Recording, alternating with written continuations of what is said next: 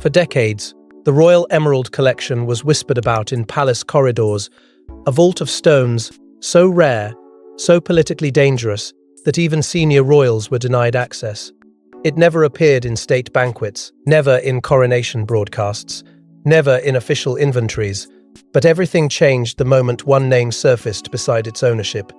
Not a king, not an heir, not even a reigning queen. The name was Sophie, and the palace froze. Before we go deeper into what this really means for the royal family, make sure to subscribe so you don't miss a single update. What most people never understood is that the emeralds were never simply jewels.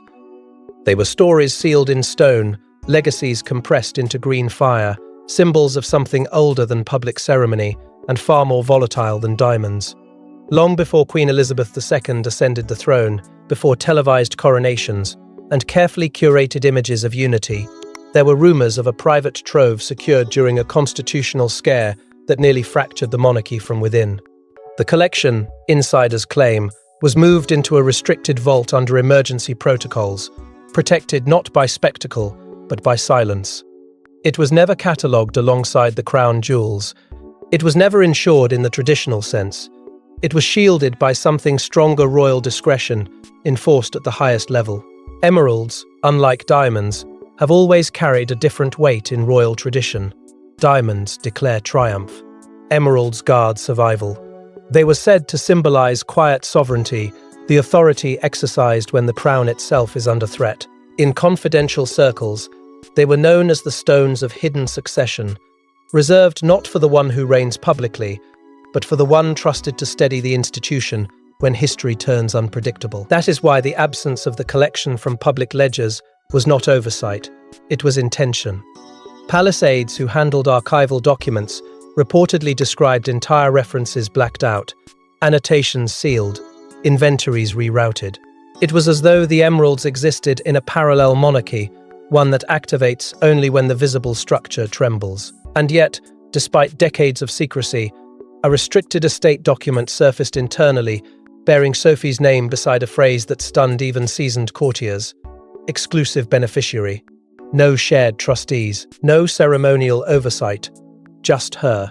The murmurs began immediately. Why her? Why now?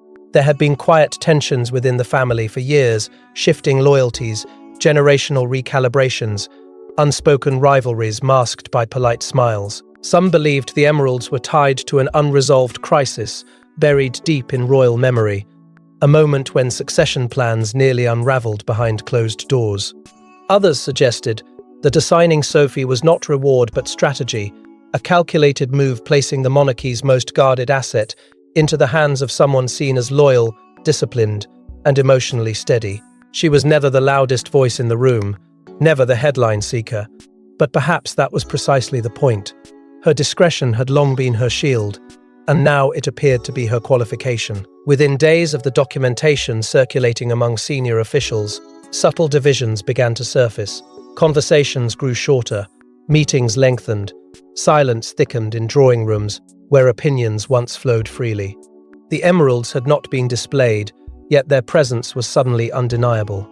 They hovered over the family like an unspoken question mark, forcing every senior royal to reconsider their position in a hierarchy that suddenly felt less fixed. Because if the emeralds represented contingency, protection, and hidden authority, then naming Sophie was not ornamental, it was structural. And that realization carried consequences no one was prepared to confront publicly. But how could a duchess, respected, discreet, yet rarely at the center of power, become the sole beneficiary of something the monarchy itself denied, even existed? It wasn't a press leak. It wasn't a tabloid scandal. It was a single clause buried deep inside a confidential estate directive, a clause that named Sophie as the exclusive custodian and beneficiary of the Royal Emerald Collection. No shared trustees, no co-signatures, absolute authority. The moment this clause surfaced internally, senior aides reportedly called it a constitutional tremor. The discovery did not happen by accident. It emerged during a routine archival reconciliation, the kind that rarely produces headlines, but often reveals what was never meant to be questioned. Tucked inside a sealed legal amendment, one marked with restricted circulation, and reinforced confidentiality, the language was unmistakable. Exclusive beneficiary. Non-contestable. In perpetuity. These were not ceremonial words. They were defensive words. Words chosen carefully, deliberately, as if anticipating resistance before it even formed. The timing only deepened the intrigue. The amendment had been quietly inserted following a private family summit held under extraordinary discretion. No public agenda, no official summary. Only the knowledge that senior members of the family had gathered behind closed doors during a period of subtle instability. Within weeks of that meeting, the clause appeared in the legal framework governing royal assets. Whispers began to spread through inner offices that King Charles himself had signed off on the addition, lending it not just procedural legitimacy, but sovereign weight. If true, that signature transformed speculation on into intention. It meant this was not an oversight, it was a decision, a deliberate consolidation of authority into Sophie's hands. Legal advisors reportedly reacted with visible disbelief. Some had spent decades navigating the delicate balance between tradition and constitutional restraint, yet even they were unprepared for the breadth of what this clause granted. Absolute custodianship over a collection long rumoured to symbolize hidden succession, immunity from contestation, permanence that extended beyond reigns and reshuffles. In private conversations, aides questioned whether such sweeping language signaled more than trust, whether it indicated preparation. Because documents like this are not drafted casually, they are drafted when futures feel uncertain. And then there was the silence. Catherine said nothing. Camilla said nothing. In royal politics, silence is rarely neutral. It can be strategy, it can be resistance, or it can be recognition that a line has been quietly redrawn. Insiders interpreted the stillness as tension compressed beneath protocol. No congratulatory statement, no symbolic gesture of unity. Just an unspoken recalibration rippling through corridors already heavy with rumour. Sophie herself reportedly accepted the amendment without fanfare, yet those closest to her sensed the emotional weight behind her composure. This was not a glittering inheritance. It was responsibility wrapped in volatility. To accept it was to step into a role that carried influence without announcement and scrutiny without applause. Because the clause did more than assign jewels. It reassigned trust. It suggested that in moments unseen by the public, decisions are made that quietly reshape the monarchy's internal gravity. And if Sophie now held authority described as non-contestable and perpetual, then the emeralds were not decorative relics, but instruments of continuity.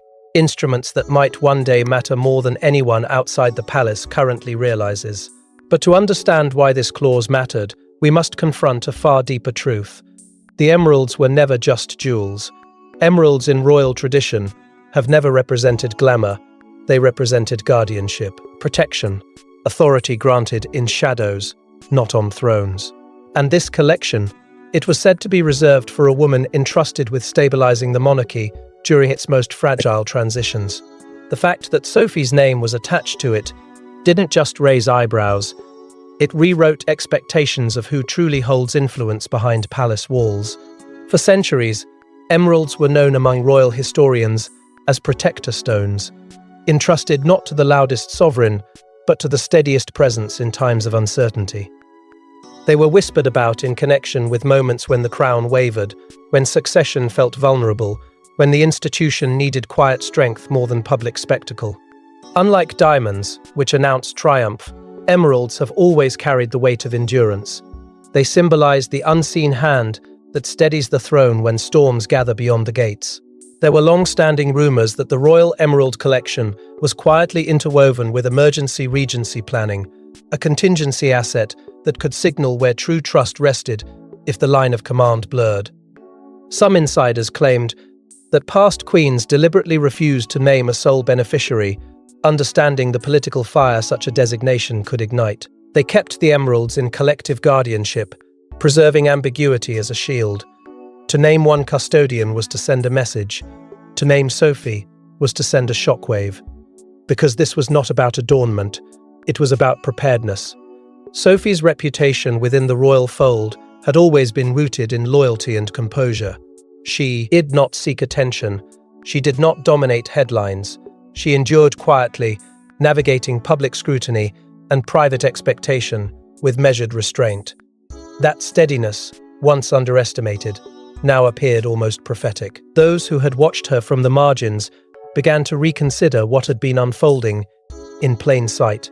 Perhaps her discretion was not simply personality, but preparation. Perhaps her consistent alignment with duty over drama positioned her as the ideal guardian of something so symbolically charged. If the emeralds were entrusted to the woman believed capable of stabilizing the monarchy during transition, then this was less an inheritance and more a declaration of confidence.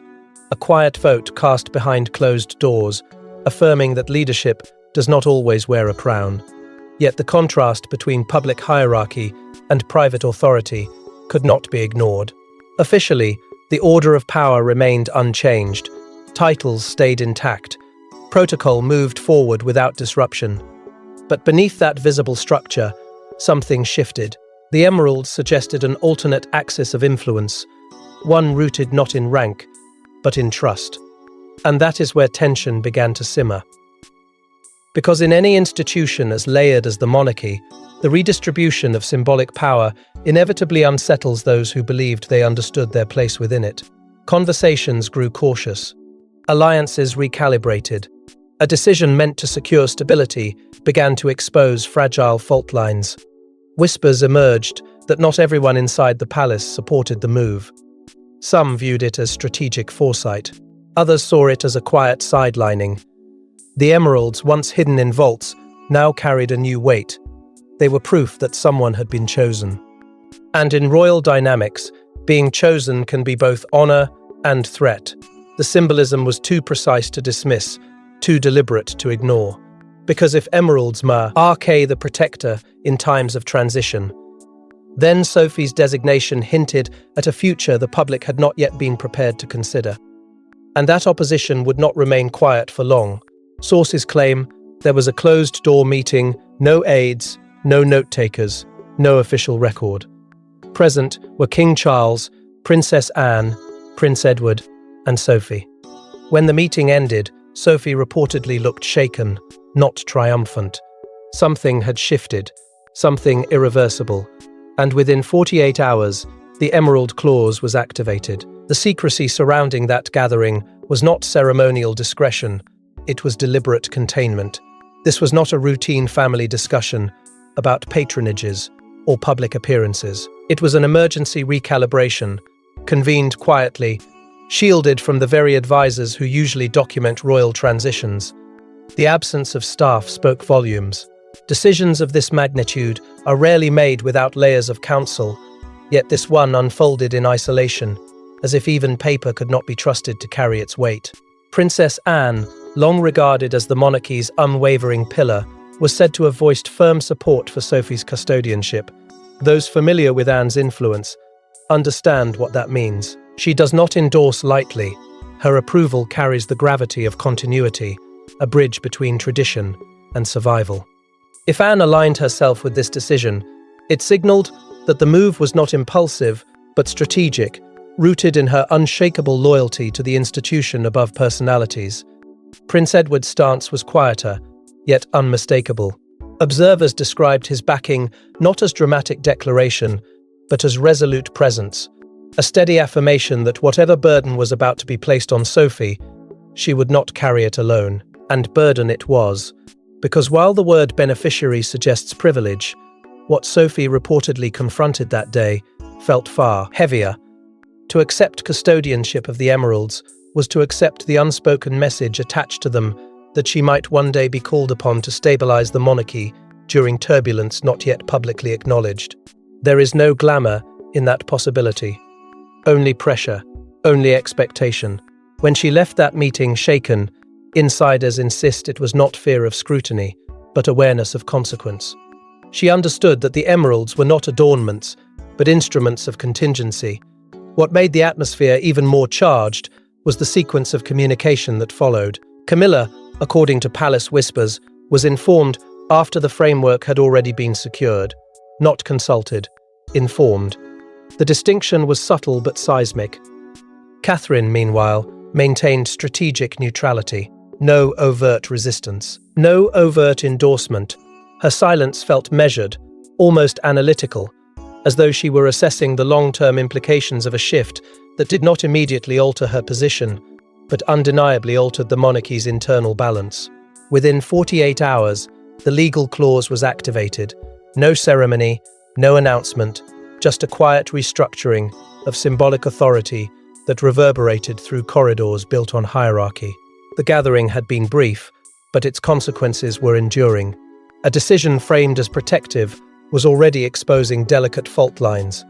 Because when trust is reassigned behind closed doors, even those loyal to the crown begin to question what storm is being prepared for.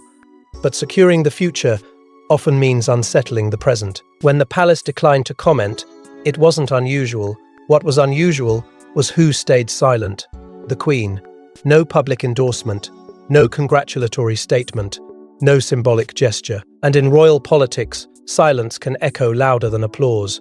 Was this acceptance or quiet resistance? In the days following the activation of the Emerald Clause, the absence of ceremonial recognition felt deliberate. There was no carefully worded press release praising Sophie's continued service.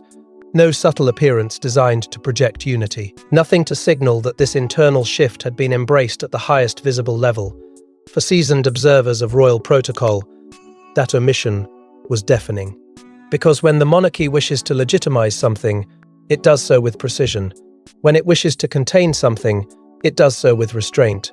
Court insiders began interpreting the silence as strategic containment, not denial, not approval, containment. By refusing to acknowledge the development publicly, the palace avoided elevating it into mainstream conversation. Yet inside private drawing rooms and behind guarded office doors, conversations grew sharper. The emotional tension between Camilla and Sophie, once masked by courteous formality, was said to have tightened. The emeralds were not ordinary heirlooms, they were legacy stones, bound to continuity and symbolism. To be excluded from their custodianship risked more than personal disappointment. It risked appearing sidelined in matters that quietly shape the monarchy's future narrative. Camilla's position had always carried complexity, stepping into history already written, navigating public scrutiny, carving legitimacy in spaces where comparison was constant. Now, with Sophie entrusted as exclusive custodian of a collection linked to guardianship and contingency, subtle rivalry simmered beneath the surface. No confrontations, no public fractures, but glances held longer. Conversations cooled. The emotional undercurrent was undeniable, because in royal ecosystems, perception is power, and perception had shifted. Catherine, meanwhile, demonstrated poised diplomacy. Her response was measured, neither aligning overtly nor distancing herself.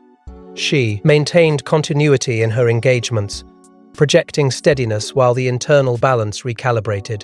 Those close to palace strategy suggest her neutrality was intentional, preserving flexibility in a landscape that had quietly grown unpredictable. Alliances within the court began to adjust, not dramatically, but perceptibly. Advisors gravitated toward new confidences. Invitations shifted. Private briefings restructured. It was not chaos. It was recalibration. Outside palace walls, public confusion brewed. The emeralds had not been displayed. No announcement had been made. Yet whispers leaked just enough to spark curiosity. Why the silence? Why no visible unity? For a family so adept at shaping its narrative, the absence of narrative felt strategic. The monarchy thrives on continuity, yet this moment felt transitional. Something had been set in motion that could not be easily reversed. The emotional contrast was striking: outward calm against inward adjustment, public composure against private uncertainty. Because silence in royal history has often preceded revelation, and while the palace maintained its stillness, the tension was building toward something tangible. The emeralds were no longer just a legal clause buried in documentation. They were becoming presence, symbol, statement. Yet the real shock was still to come, because the emeralds themselves were about to resurface. It happened at a diplomatic reception. No announcement. No explanation. Sophie appeared wearing a deep green emerald brooch no one recognized. Experts froze. Historians scrambled. The stone matched descriptions of the hidden collection. And in that single moment, the secret vault wasn't theoretical anymore. It was visible, undeniable, and politically loaded. For years, the Royal Emerald Collection had existed only in hushed conversations and sealed documentation. Now, without a single woe, spoken, it had entered the public arena. The brooch was not extravagant in size, yet it carried gravity. Its design was old-world, intricate, unmistakably historic. Within hours, specialists began analyzing archived sketches and private records, whispering that the craftsmanship aligned precisely with pieces long rumored to have been locked away. Diplomatic guests reportedly sensed the shift immediately. Conversations faltered, glances lingered. The emerald was not simply jewelry, it was declaration. In royal language, adornment communicates what press releases avoid, and this message was bold. The first confirmed public sighting of an emerald, believed to belong to the concealed collection, transformed speculation into spectacle. What had once been dismissed as palace myth now shimmered at the center of international attention. Sophie, however, remained composed. No defensive statements, no explanatory interviews.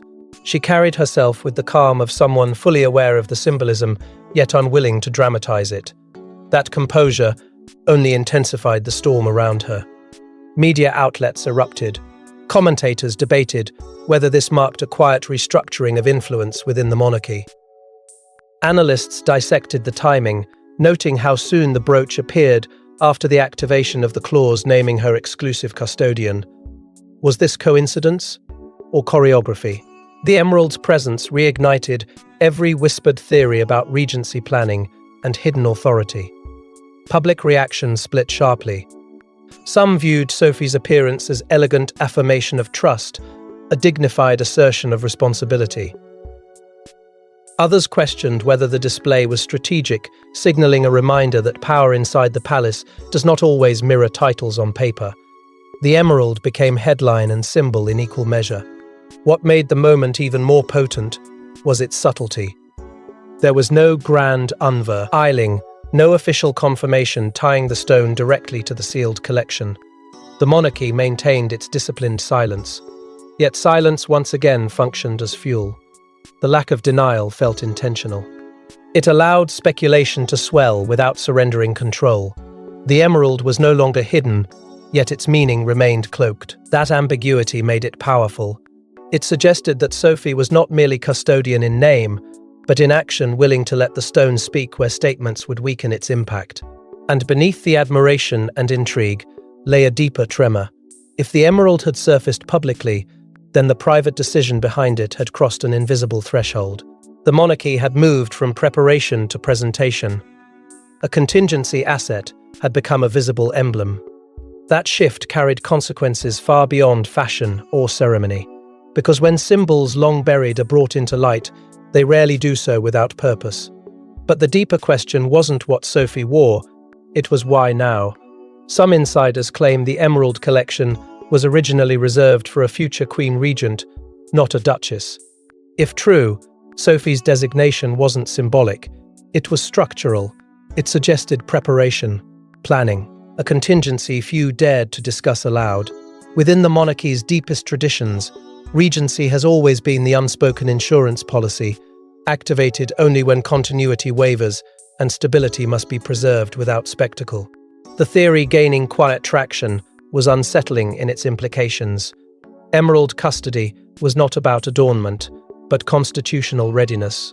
If the stones represented guardianship during fragile transitions, then assigning them exclusively to Sophie hinted at a scenario the public had never been invited to consider. For generations, regency planning remained buried within legal frameworks and private counsel, acknowledged but never de-dramatized. It exists as precaution, not prophecy. Yet the language surrounding the Emerald Clause non-contestable, perpetual aligned eerily with provisions designed to secure authority during unforeseen disruption. Some believed this was coincidence. Others saw deliberate foresight, because Sophie's steady ascent in trust had not been sudden. It had unfolded gradually, quietly, built through years of consistent loyalty and measured presence. She had become the royal who absorbed responsibility without theatrics, who remained firm when headlines turned volatile. And in institutions built on endurance, steadiness is currency. Princess Anne's endorsement only reinforced the perception of calculated stability. Anne understands constitutional fragility better than most. Her support was not sentimental, it was strategic. It signaled that the Emerald decision was anchored in institutional survival rather than personal favor. That backing elevated Sophie's custodianship beyond private inheritance into something almost preparatory. Not a crown, but readiness to protect it. And therein lay the emotional paradox. To hold symbolic authority without wearing visible power is to exist in tension. It demands restraint when influence surges and composure when scrutiny intensifies. Sophie was entrusted not with spectacle, but with responsibility heavy enough to bend even seasoned royals. Meanwhile, Catherine's positioning remained deliberate. She continued her public role with precision, projecting unity while quietly assessing the long horizon. Observers noted that her diplomacy seemed calibrated, neither competing with Sophie's newfound symbolism nor diminishing its gravity. It was as if multiple futures were being considered simultaneously within palace strategy, each requiring different forms of stability. The monarchy, after all, survives by preparing for storms long before sea louds gather. And whispers suggested those clouds were forming. The emotional strain beneath this preparation was undeniable. To be chosen as custodian of contingency is to be trusted profoundly, yet also to carry the unspoken possibility that such contingency might be needed. That duality isolates as much as it empowers. Sophie's rise did not come with triumphant fanfare, it came with expectation. Because if the emeralds truly signal readiness for constitutional turbulence, then their appearance is less celebration and more caution. A signal that beneath ceremonial calm, the monarchy is bracing for something unseen. And turbulence was exactly what began to build beyond palace walls. What began as a quiet legal amendment had transformed into a public reckoning. Analysts began calling it the Emerald Shift, a recalibration of influence. Sophie was no longer just supportive royalty, she was custodian of the monarchy's most guarded legacy. And that changed everything. The phrase spread quickly across headlines and late-night commentary, not because the palace confirmed it, but because the symbolism had become impossible to ignore. A silent reshuffle, they called it. Not of titles, not of succession, but of gravity. Influence had tilted, subtly, yet unmistakably, toward the woman entrusted with stones long associated with constitutional protection. Public fascination intensified. People who had once viewed Sophie as steady but peripheral now examined her presence through a different lens. Every appearance felt layered with meaning. Every gesture was scrutinized for signals. The emerald brooch had ignited curiosity. The claws had legitimized it. Together, they created narrative momentum. Comparisons to historical regents began to surface, figures who held authority in moments when visible leadership required reinforcement. Commentators revisited archival precedents, drawing parallels to eras when queens behind the throne safeguarded continuity during fragile transitions. Whether the comparison was fair or inflated hardly mattered. The conversation itself signaled transformation. Through it all, Sophie projected remarkable composure, no dramatic statements, no visible reaction to the storm. That steadiness under pressure only amplified her perceived suitability. In a family often defined by hierarchy, her quiet strength began to look less incidental and more essential. Observers noted the emotional contrast. While speculation swirled around her, she remained grounded, almost resolute, as if fully aware that symbolism must be carried with restraint. Her rise did not come through ambition, but through assignment, and that distinction resonated with a public weary of spectacle. The shift also altered perceptions of others within the royal fold. Camilla's influence, once considered central to the current era, appeared comparatively muted in discussions surrounding legacy and contingency. It was not an overt demotion, but an adjustment in narrative framing. Catherine, meanwhile, continued her careful diplomacy, maintaining unity in public while allowing the institution to evolve organically. Her poise ensured stability even as internal dynamics recalibrated. It was a masterclass in balance, acknowledging change without fracturing cohesion. Gradually, it became clear that the monarchy was adapting, not reacting. The Emerald Shift was not chaotic upheaval, it was deliberate evolution. An institution centuries old had subtly reoriented itself without formal proclamation, and that subtlety was its strength. By allowing symbolism to speak louder than decrees, the palace preserved control while signaling preparedness. The public sensed it, analysts dissected it, allies and skeptics alike recognized that something foundational had shifted. Yet beneath the debates about optics and influence lingered a more profound implication. Because if the emeralds represent guardianship during transition, and Sophie now embodies that guardianship, then the conversation is no longer about jewelry or hierarchy. It is about the future trajectory of the crown itself. And that future carries implications far beyond media cycles. But the final twist wasn't about jewels, influence, or optics. It was about destiny. The Royal Emerald Collection was never about wealth. It was about trust, survival, and the woman chosen to guard the monarchy when tradition alone may not be enough. Sophie never sought the spotlight, yet now she holds a legacy that may outlast crowns themselves. The emeralds glow quietly, but their meaning roars. In the end, this story was never about adornment or ceremony. It was about stabilization in an age where institutions tremble beneath modern scrutiny. While others carry titles etched into history books, Sophie carries something less visible yet perhaps more enduring responsibility. Without proclamation, she was not elevated through spectacle. She was entrusted through confidence, and that distinction may define the next chapter of royal continuity. The emeralds have come to symbolize endurance in uncertain times. They are relics of past crises, of moments when the monarchy faced fractures invisible to the public eye. To place them in Sophie's custody is to acknowledge that history can repeat itself, that preparation must exist long before headlines demand it. This is silent preparation for generational change, a quiet admission that succession is not merely ceremonial but strategic. While the world focuses on heirs and future queens, the palace has reinforced its foundation with someone whose strength lies in steadiness rather than status. There is an emotional gravity in being trusted more than titled. To be named guardian instead of sovereign is to accept influence without applause, scrutiny without celebration. Sophie's path has been defined not by ambition, but by reliability. And perhaps that is precisely why her name now rests beside stones, once sealed behind constitutional silence. The question lingers in every analysis, in every whispered conversation. Why her? Why the Duchess who stood just outside the central glare of royal power? The answer may lie not in popularity or protocol, but in resilience.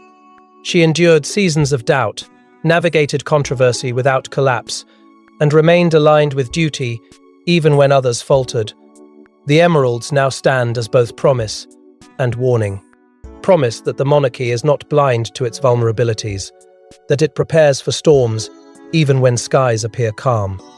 Warning, that beneath ceremonial unity, deeper calculations unfold. The House of Windsor has survived abdications, scandals, and seismic cultural shifts by adapting quietly before the world demands it. Sophie's custodianship may be another such adaptation, a recalibration disguised as continuity.